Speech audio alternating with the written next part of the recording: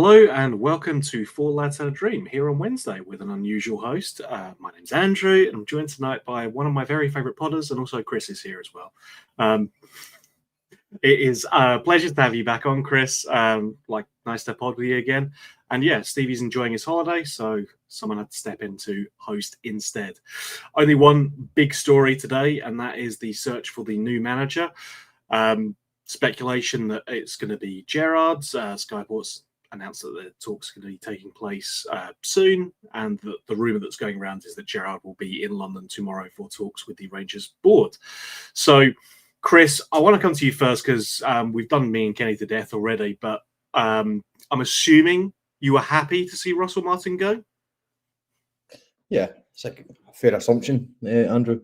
Very fair assumption. Good evening. And yeah, you're right. It's good to have the Frees back.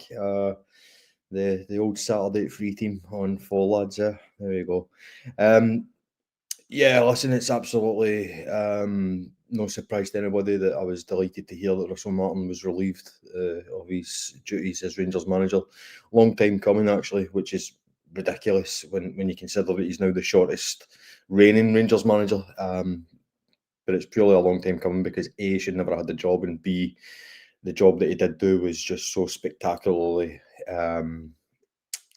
rubbish. I wasn't going to be so harsh, but you know what? There's no other way of putting it. It was just a disaster from start to finish, and it's a sorry episode in the club's history now being closed, and it's all eyes on the next man, and it's all about trying to be as positive as we can to salvage something from the season. I think the statement from Parag Marathi and Andrew Kavanagh was fairly positive in terms of their outlook for the rest of the season. Yeah, we're still in 4 competitions, albeit one of them being Europe and one of them being the league. Well, they too seem to be behind the black ball, if you will. But we've still got two cup competitions as well, so there is plenty to be positive. But what I will say, we might even come on to this later on in the show, but all focus for me now goes on to the players. I think I'm willing to give the players a pass for the last 3 months under Russell Martin because you could tell that the system, they were never comfortable with it. You could also tell that they weren't buying into what he was doing. But for me now, that they no longer have that excuse, regardless of who the new manager is. The players now must perform, because I think we're going to get a manager that we all want, because it does look like it's going to be Gerrard. Regardless of, maybe he's not going to be a first choice, but he's certainly going to be many people's second and third. So generally, we are going to all be in favour of this, and we won't accept poor performances and players phoning it in week after week. So all eyes are now on the players for me. Yeah, no, and I think that's right. I do maintain that this squad is probably better than it's shown, just down to the management. I do not think Russell Martin was a good manager. I don't think he was the one who was there to get the best out of this team either. As you say, Chris, it's absolutely in their hands now. There is still stuff to play for. The league's been a bit mental so far already this season in terms of who's currently sitting top and the team sitting bottom as well. I don't think that was particularly expected. But yeah, Kenny, I mean, obviously Gerrard's strongly rumoured as a front runner here. I think we will come on to some of the additional names as well. But obviously the fact that Sky are talking about it, that he's been making comments, he's never going to, I think, in the build up to his first appointment as Rangers manager, he was never going to come out and say anything until, it was there. But I don't think the recording the interview with Rio Ferdinand's a massive coincidence, to be honest.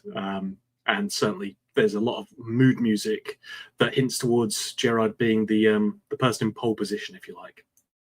It certainly seems that way, doesn't it? And he would be my first choice, I've got to say, but not necessarily because I think he's an ideal candidate. I just think when you're going through a transition like we are going through, somebody that knows the club, somebody that will improve these players, is kind of exactly what we need. So it's a bridging gap, actually, isn't it?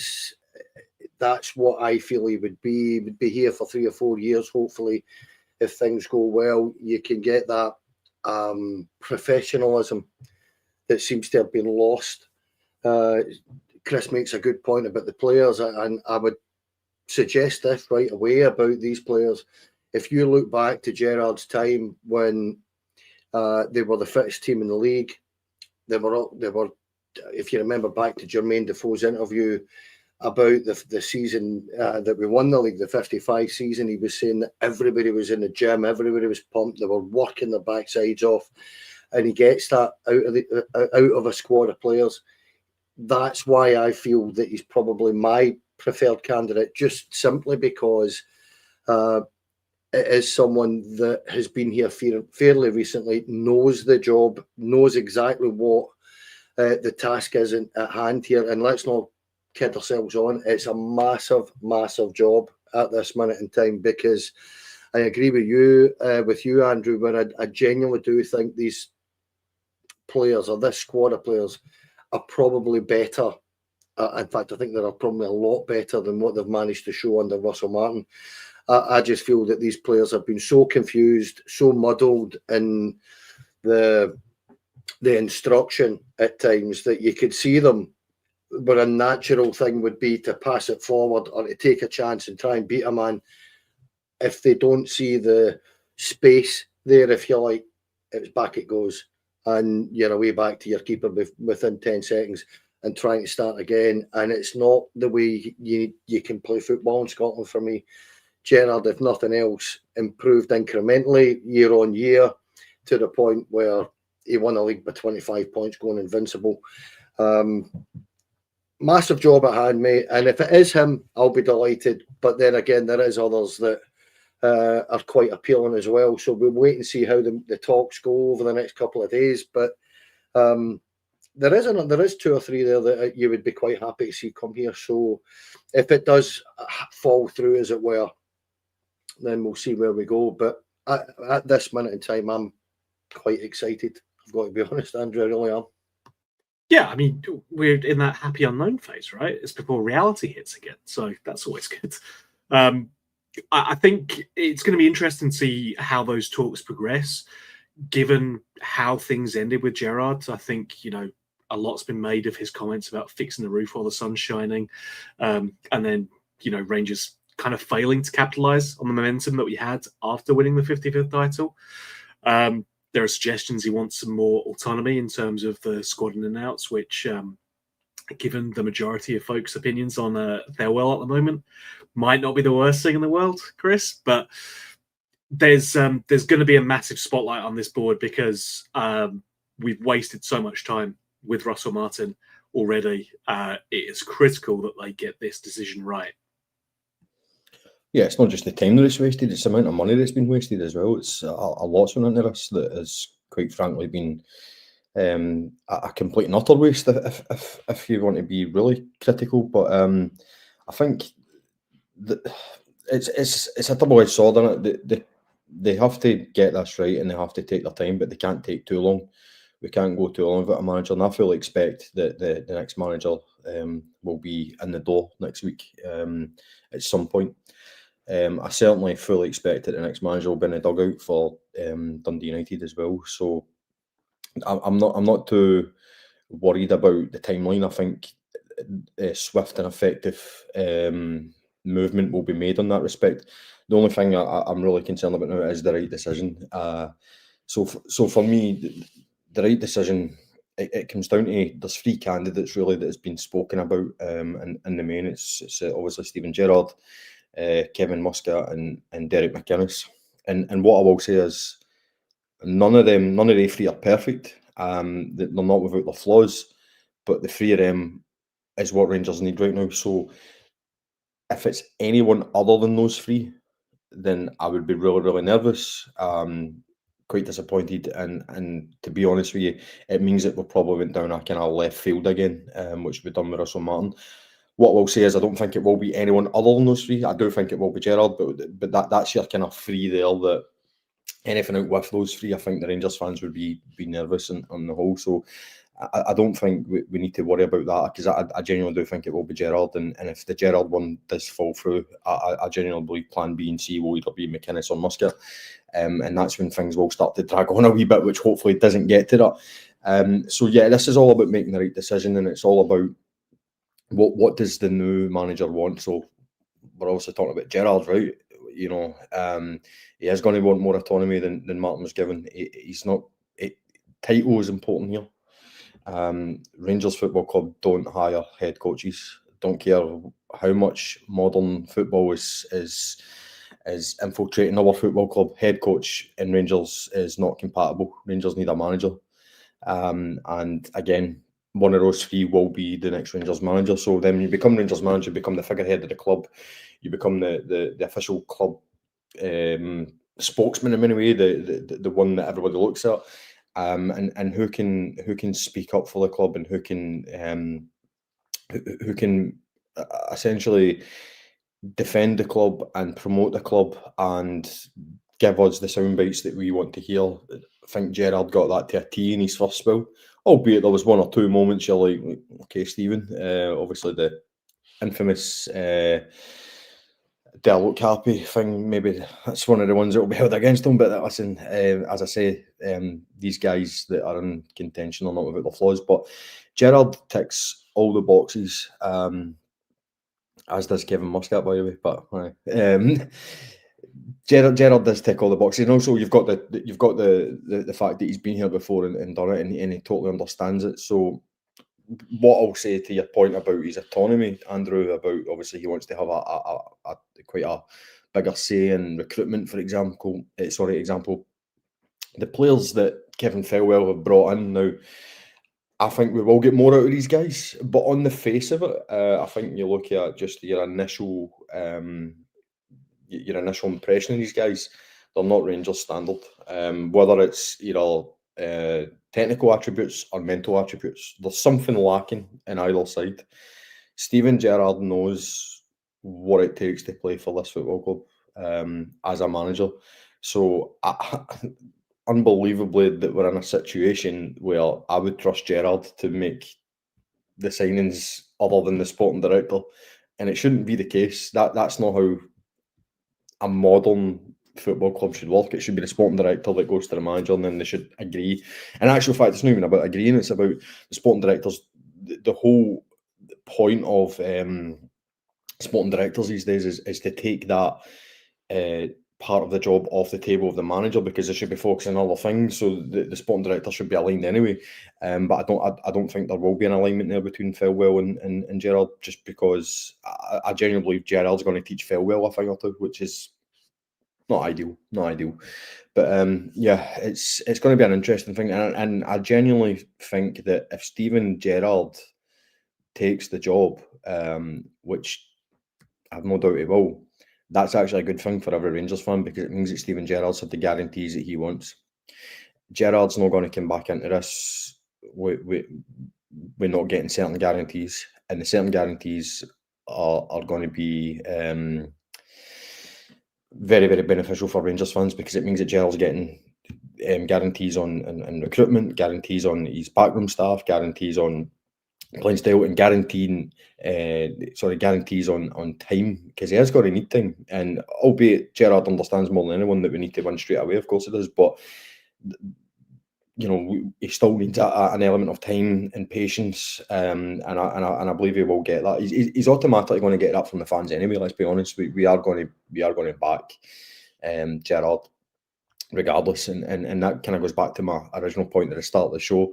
If these players start to act up again, which no doubt one or two will, by the way, we are not going to turn on Gerrard the way we've turned on Clement, Beale and Martin. The players will, they'll be next in the firing line. And I think someone said it in the comments that one of the most important things about Gerrard's arrival won't be his man management, won't be his tactical nous, it won't be this, that, like something. What it will be is his standards.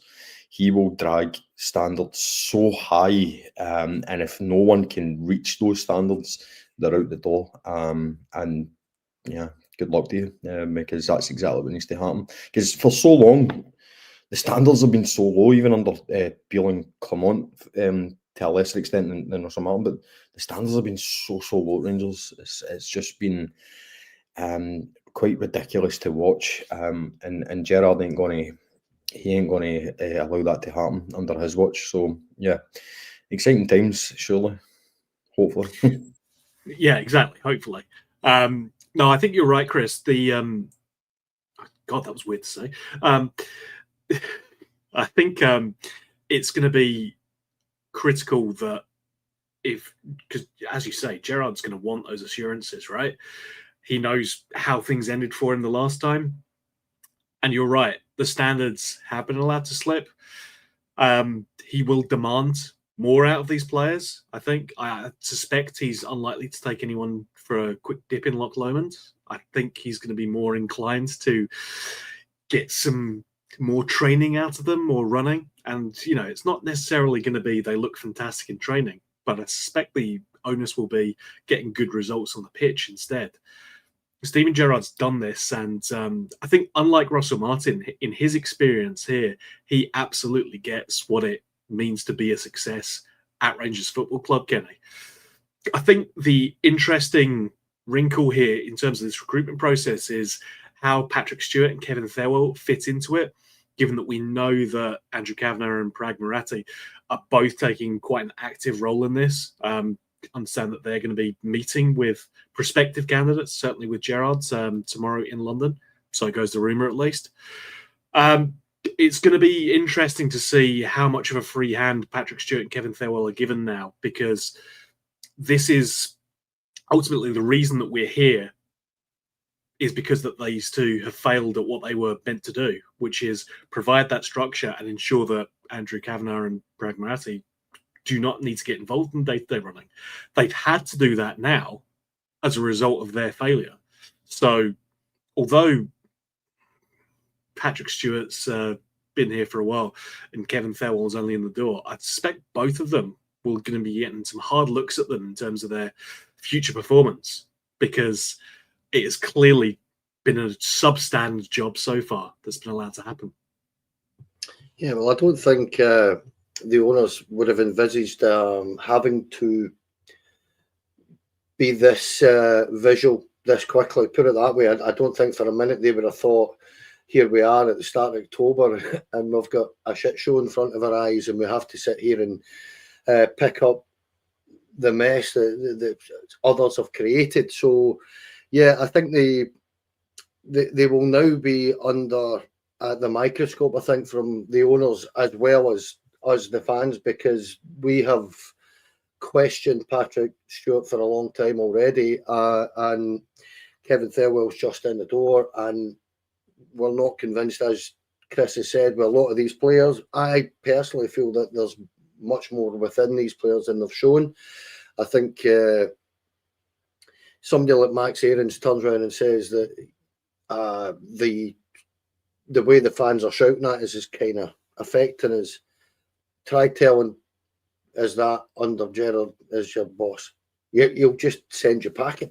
I mean, that's just an amazingly naive thing to say, and it came across like that's been actively spoken about in Russell Martin's dressing room.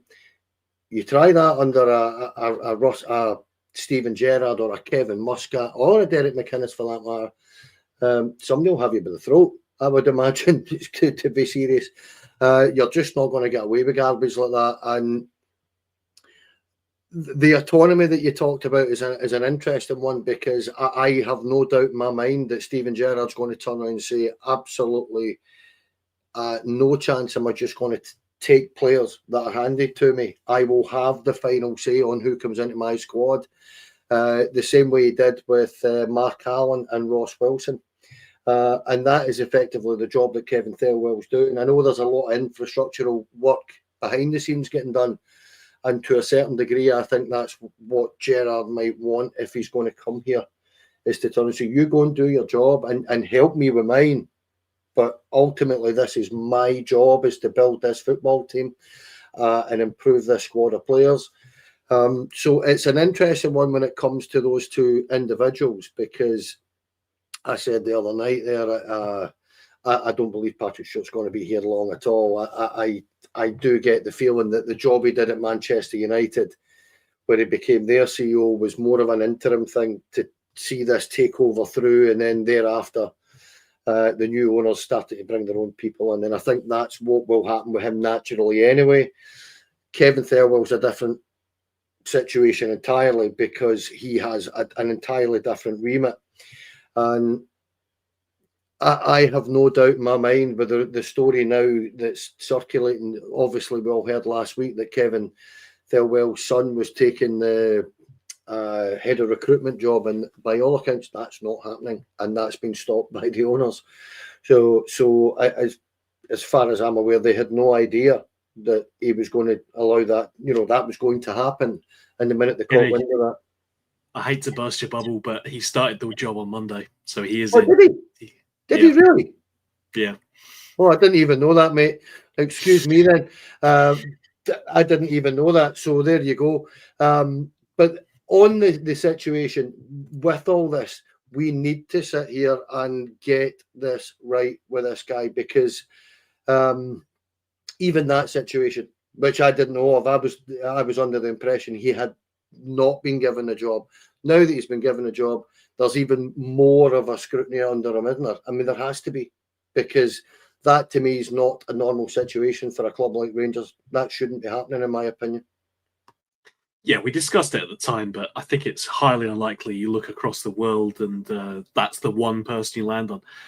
Kevin, you'll never guess. It's your boy. Who knew, right? It's a wild coincidence, but there you go. I think it's worth picking up on the interview that Gerrard has done with Rio Ferdinand. Timing of it, coincidence or not, Chris. But there were a few interesting points in there that he picked out.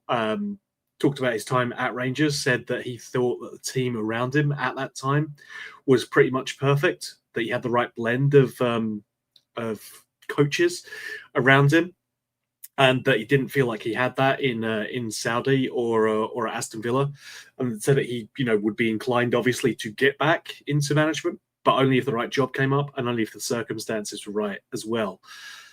I think it's clear that Rangers would be an intriguing prospect for him. I think in terms of his reputation, saying that he had unfinished business at the club as well, I think that's important. So I do think that Gerrard is inclined to come here. I guess it's just a question of, can he get that right team around him, and who do you think should make up that team? Is there a reason you've came to me for this? Just asking questions, Chris. I'm just asking questions. Yeah. Listen, comments are just about to blow up, but it's my opinion. Michael Beale absolutely should not be part of that team, because I know that's what you're angling for, Andrew, so I don't mind saying it. I don't care if anybody says, he's one of the main men behind Gerrard's team, and if Gerrard wants him, Gerrard gets him. Michael Beale should absolutely not be anywhere near our football club. The damage that he caused our football club in his time as manager, and the toxic traits of this guy, no. So the rumour is it's not going to be Beale anyway, right? So that's the rumour. It's going to be Steve Holland and Jermaine Defoe. As I say, it's just a rumour, so please don't take us as gospel, guys. So that made me happy. That took away some of the nerves I had. And yeah, it's Gerrard can have whoever he wants except Beale.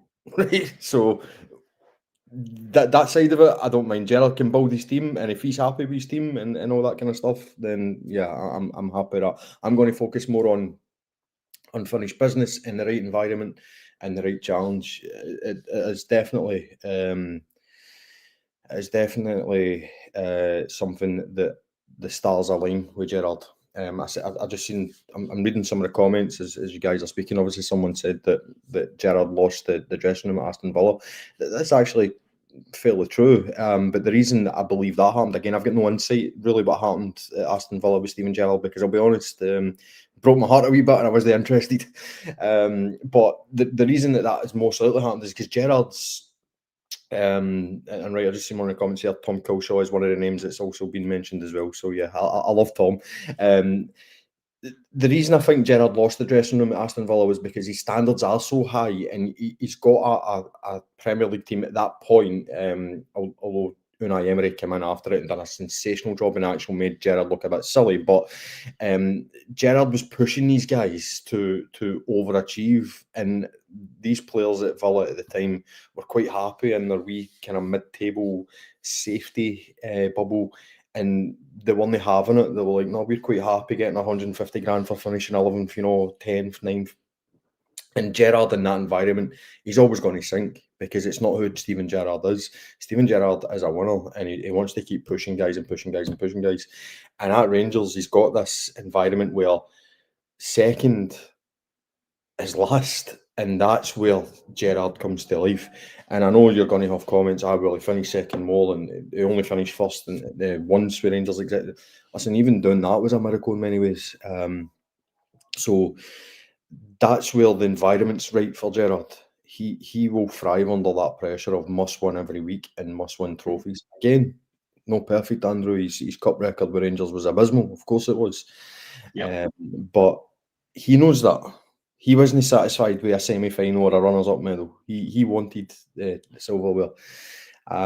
So yeah, I'm really, really happy to hear that the challenge needs to be right for him and the environment needs to be right for him, and he's flying into London to talk to us. So that means that is the case. And again, as part of the backroom staff, I'm just going to leave that. Maybe Kenny can give a more diplomatic answer, but I'm certainly not someone that can have any diplomacy when it comes to a certain fund that could be coming onto the backroom staff. But it's honestly, I can't really emphasise enough that if Gerrard takes this job, it is on Gerrard's terms, and that is exciting for us as fans, because he's not going to just bowl over and go, oh, I'm so grateful for this job. He's going to go, right, I'll be your manager, but this is what I want. I want X, Y, and Z.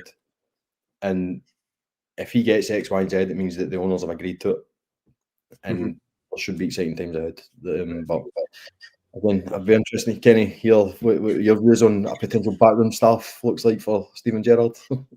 Yeah, I mean, I would say that's, one of the things that, when you talk about Gerrard's standards, he had them for Rangers as well. Like, he had issues in his first season in particular, trying to get those same standards, trying to get players to uphold those same standards as he had for winning. There were a number of times that he had, issues with players. But he did show good man management and got those performances out of players who I think on paper wouldn't necessarily be your first picks. Someone like Andy Halliday, who, obviously loves the club deeply, but I don't think many people would have said he'll be a key player. And Gerrard himself even said, nah, he's probably one for the outs. But had a chance in training and showed that he wanted to be there and work for it, and became, I think, one of Gerrard's trusted lieutenants, at least in that first season or two. So, yeah, Kenny, obviously interested to get your opinion as well. Didn't quite get Chris's rolled up too badly there. So, your thoughts on a potential backroom staff and, the standards that Gerrard's going to be wanting to get. Well, before I say that, mate, I want to comment on a question or a comment that was on there from what Chris has said, where Chris has said that Gerrard's standards were so high at Aston Villa, and a boy has turned around and said there that are we now actually saying that Unai Emery's standards were low? Please stop. And that's not what Chris is saying at all. What Chris is saying is that the squad that Steven Gerrard had, he couldn't get a tune out. He didn't have that feeling about that squad. If I'm right in what Chris is saying, that they didn't have that winning mentality. And what Unai Emery did is go in there and steady that ship and just tell them this is what's happening. And that was the end of it. And he got them through the end of that season. And then he went and spent 350 million quid in building a new squad. And that's why Unai Emery has been so successful there since. And we have to remember, Unai Emery is a top tier coach. This is a guy that's managed at the very, very highest level of the game, won European trophies, managed PSG, managed Arsenal. This is a top level coach. With all respect to Gerrard, when he went in, that was his first job, and top 5 leagues. So there's levels to this. Let's not pretend. So I just wanted to correct and when I say correct, just point out that there's a reason why Chris was saying that. But on Michael Beale, it's a massive no for me, mate. I just don't want him anywhere near. Steve Holland has a top class CV. That man was the assistant manager at England for a number of years. He's done incredibly well, and worked at Chelsea with some of the greatest managers of this era. This guy knows what he's doing, and if you can assist some of the top level managers that this man has and have their trust, then we should be fairly confident when Steven Gerrard wants to bring him in that he's top class and he's top notch and he's top tier. So I've got in fact, far better level than a Michael Beale would be, with all respect to Michael Beale. So on the rumour that it is Gerrard, Holland, Coulshaw, and Jermaine Defoe, with perhaps an Alan McGregor coming back at some point, and all this kind of stuff that the rumour is. And it is just rumour, as we know. Get the old band back together, a bit like us, lads. Get the old band back together and go and do it. But there's some members that just aren't really, they're just not a nice fit anymore. And that's where I see it. They just don't really fit in. And that's not about our Saturday 3 crew, because they all fit in.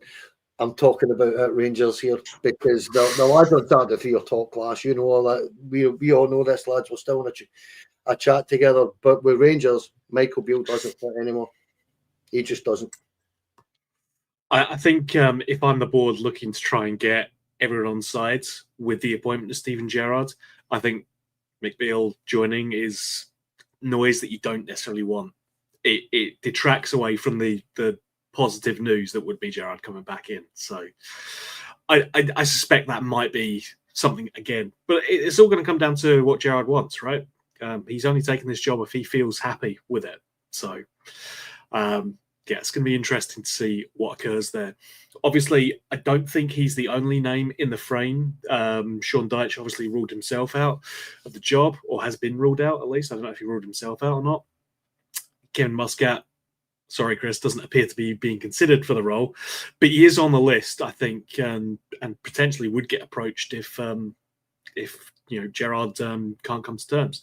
And as you said, McInnes is obviously going to be in there as well. I think based on his success so far this season, could certainly be an interesting prospect. And I think this would be maybe the third time that he's been seriously linked with the Rangers job as well. So, maybe that's the charm, right? But I think Gerrard is the front runner, but I want to give you the platform to do your pitch for why possibly someone else should be considered for the job, because Kevin Muscat's I think an interesting prospect. Yeah, obviously it's kind of fruitless, isn't it? Me doing a last pitch for Kevin Muscat. You don't know how big this podcast is, Chris. This reach is massive. I think obviously Kevin Muscat's name being out there is good for any prospect of him being the Rangers manager. But I think what you're saying there, Andrew, all their eggs are in one basket with Steven Gerrard. There's a rumour here. It's not a rumour, it's a report, from Sky Sports News. Other people are being considered. Yeah, they're being considered, but they're definitely not being spoken to. I think with Muscat and Derek McInnes, I think you'll see either of them be approached if this falls through with Gerrard. I think Gerrard's meeting the owners and the owners are meeting Gerrard, so both parties fully expect this to be concluded fairly quickly. So again, we can talk about so many different potential candidates to this job, whereas I think those three are your kind of main ones. I don't want to say it's a waste of time, because I can sit and talk about Kevin Muscat all night, Andrew. You know me, but I just don't see. I just don't see why I should get everybody excited for no reason. But in terms of Kevin Muscat, I think Craig Moore actually said that the ship had sailed at the point of Clement being appointed over Muscat, and it was never truly sorry, it was never truly true, because that's not what it actually meant. It just meant at that point in time the ship had sailed. Obviously, moved on to Shanghai and stuff. And now he's about to win his second league title with Shanghai. What I will say, this will be the third time he was overlooked. So I think I can put in record now and say that he'll probably never be Rangers manager now, which is sad. But I'll certainly be following his career with great interest. And all the best to him. But this isn't a Kevin Muscat podcast. This was just a wee love letter to him there. Chris, can I add to that though? What I'd say about Kevin Muscat, his record is sensational. There's just no getting away from this. This guy is successful wherever he goes. And whether he gets overlooked this time or not, if he keeps being successful, Rangers are always going to end up looking for another manager. And he'll get linked with it again, because he's an ex-Rangers player who ultimately is a very good manager. And I always feel that because of where he's managed, because it's the other side of the world, he's getting overlooked. It is that simple for me. Where if you actually look at his record in Australia, in Japan, and in China, it's sensational. There's no getting away from it. It is a top CV. I just feel that where he's managing at this minute in time is holding him up. There's a reservation about him in there, over here, and that's it. The crazy thing for me is, and it's even happening in the comments, but he failed in Belgium.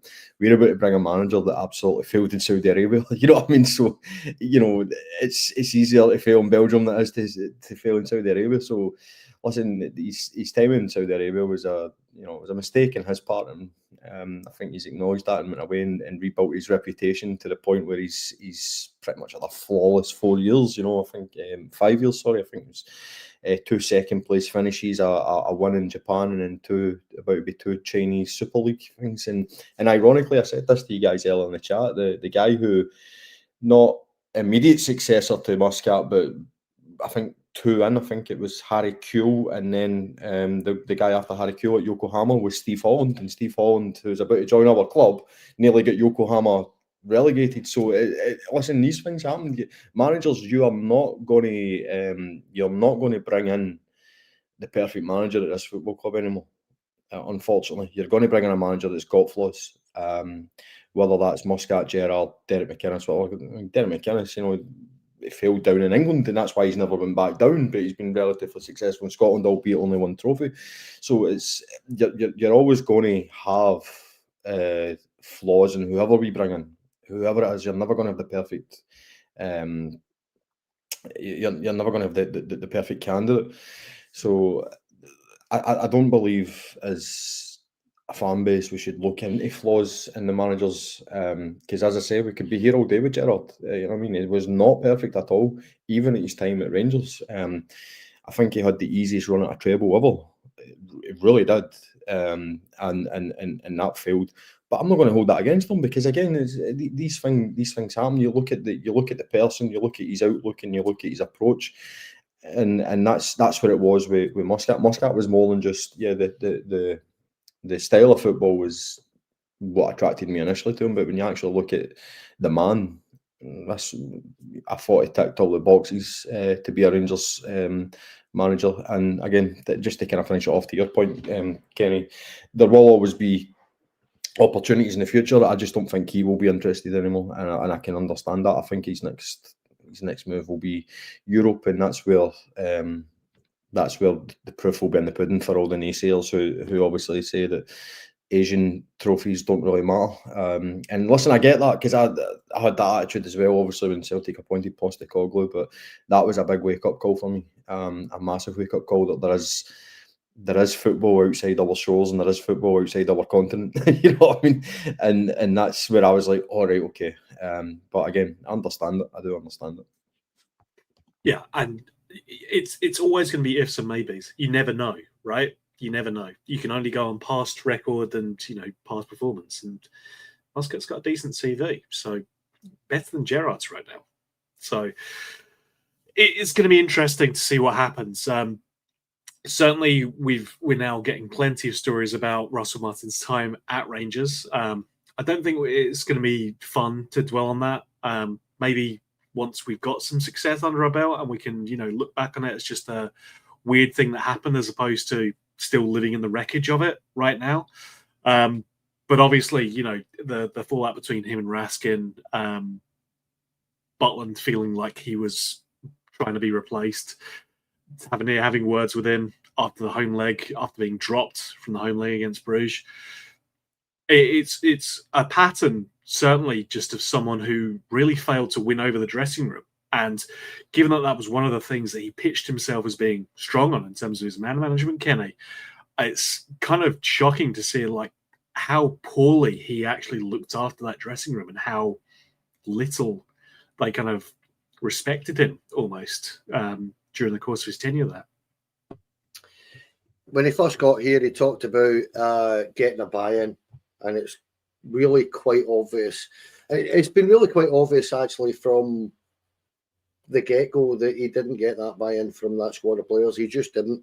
The story that I think I read it in the Rangers Review about, I think it came from the Athletic, actually, to be fair, about now bear in mind Nico Raskin was on the bench when we were 5-0 down, and he walked into the dressing room and had a go questioning what Russell Martin was doing.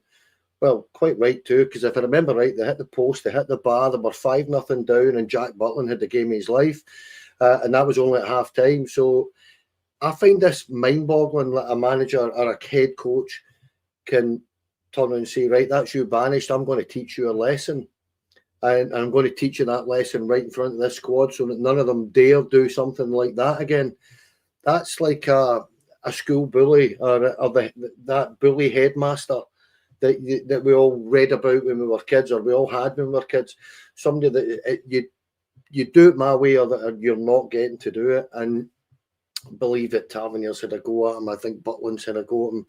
Others have had plenty to say. Now, these are senior long-term players at Rangers who are looking at this guy and giving it, you're bamboozling us. We don't know what you're doing.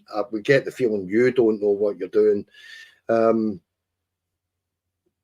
So without being too nasty about it, hell mend them, because I've said this already. Nobody's going to tell me that this squad should be sitting 8th in the Premier League and bottom of the Europa League. We should have won both our Europa League games, even with this squad. And as I say, we can't tell how some of these players are, how good they are. But this squad has had 30-odd million quid spent on it, and we're sitting 8th. We've won 1 game in 7. And that tells you, that for me anyway, tells me all I need to know about the buy-in that this guy got and how he's utter nonsense about Loch Lomond made a difference. And I mean, quite genuinely, it was more. We will look back on this now. The most recent absolute basket case that we had was Pedro, and we will look back on this in a worse, with worse memories. And we won't even with Pedro, we could find something now. We find something quite funny in the bushes and all the rest of it. We'll find Loch Lomond 10 years down the line in one of our Facebook memories or something like that, and we'll all just shake our head and go, Jesus, what were we doing? And that's why, with all respect to the new owners and this board, they are now under serious pressure. You need to get this right. And the sad thing about it for me, Chris, is the same. I know what you've been saying in your chat before you started coming back onto the pod, mate. I know how you feel, Andrew. I know how Stevie feels. See, if they just listened to their fan base and their core customer base as businessmen and as directors of a big company, they might have actually understood that we actually know a little bit more than you think we do. Nobody's going to, we've said this on here again, nobody's going to ever understand Rangers Football Club better than we do, because we are Rangers Football Club. And it's insulting when certain individuals are gaslighting us, because that's what they're doing. And Russell Martin was certainly one of them, gaslighting us from start to finish. I mean, we've always said that this is a weird old league that we have. Not everyone gets on with it. Not everyone works well in it. Russell Martin, and I don't want to dwell on him because he's done now. He's the past. We've got to look forward, but I suspect this is not the end of stories of his tenure. It's always going to be, a weird stain because shortest serving Rangers manager ever, lowest win percentage of any Rangers manager ever. All manner of records set, none of which were good. So, yeah, we'll. I'm sure we'll deal with the rest of that in due course. But for now, we look forward. We look ahead. Of course, Four Lads will be on top of everything going on. Stevie might be on his sun lounger, probably, but he will be keeping up to date. He will be letting us know what's going on, and we can obviously jump on, do the old breaking news podcasts. Because even while he's on holiday, he's still a slave driver. He's still going to get us working. So we'll be here in case anything breaks, in case any news happens. But otherwise, please stay on top of following all the socials, which are linked in the description below. And yeah, stay in touch with us. Stay subscribed. If you're a member, thank you so much. I can actually announce 3 members who have won the Kimar Roof Half and Half journals. Drew Agnew, Ballymena Legends Loyal RSC, and Bannockburn Lad 360 as well. Stevie's already posted a members only video saying that you guys have won those journals. Make sure you reach out to him with your contact details. Just fourladshadadream@gmail.com, and he'll get those sent out to you. Because if you don't, we'll just have to redraw them, and then you won't win them anymore. They'll be gone. So, yeah, get in touch, folks, and you can claim your prizes. But I want to thank everyone for tuning in tonight. Nearly 7,000 a year, which is ridiculous, across Twitter, Facebook, and of course on YouTube.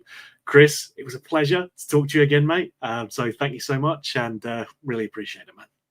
Yep, pleasure as always, Andrew. I've missed it. You know what I mean? I've missed it. So it's all good. Did it go as well as you expected? Chris, we've not even broken the hour mark yet, so it's already a vast improvement on Saturday at 3. Yeah. Well, I was actually going to phrase that in a different way. Did it go as well as you remembered? Yeah. I know. I was quite drunk for a lot of them, so. Nah. So was I. Don't even drink.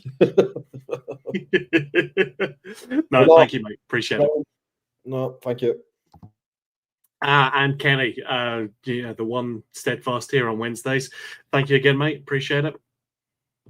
No, thanks for that. Thoroughly enjoyed that, lads. And good to see the three back together like this. It's good fun. I just want to apologise to all the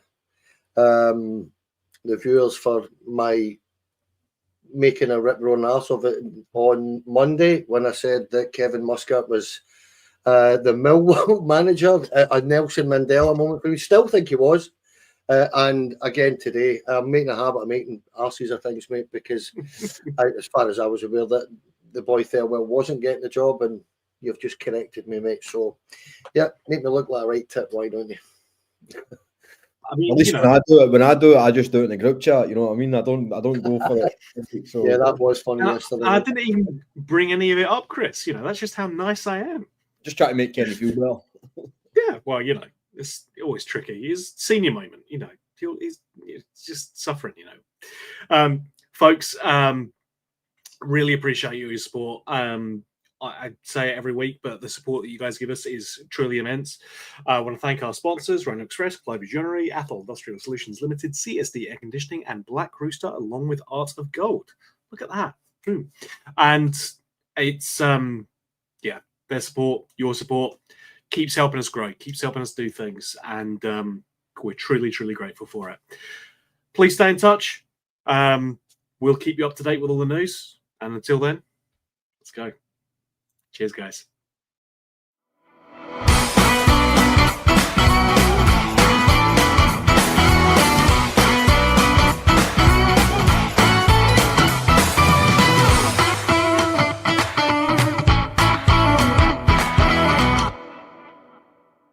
The Four Lads podcast is sponsored by Rhino Express, Clydeview Joinery, Athol Industrial Solutions Limited, and CSD Air Conditioning, in partnership with Black Rooster and Art of Gold.